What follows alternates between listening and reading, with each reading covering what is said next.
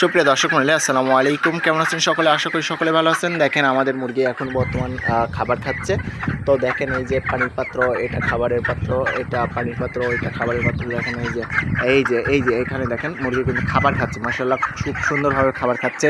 ওই পাশে পানি, আরও দেখেন এই যে এখানে কিন্তু পানি খাচ্ছে। দেখেন পানির চারিপাশে, মানে এই পানির পাত্রের চারিপাশে কিন্তু মুরগি লাইন লেগে খাচ্ছে। কারণ দেখেন এই যে এখন বর্তমান কারেন্ট নেই, একটা ফ্যান চলতেছে, তাও এই যে আইপিএসে, এই দেখেন আইপিএসের ব্যাটারি এবং আইপিএস।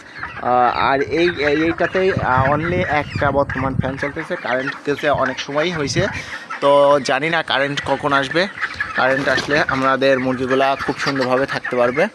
তো আমাদের মুরগিগুলা এখন বর্তমান মাশাআল্লাহ ভালোভাবেই সুস্থ আছে। তো আশা করি বুঝতে পারছেন আমাদের মুরগি সম্পর্কে।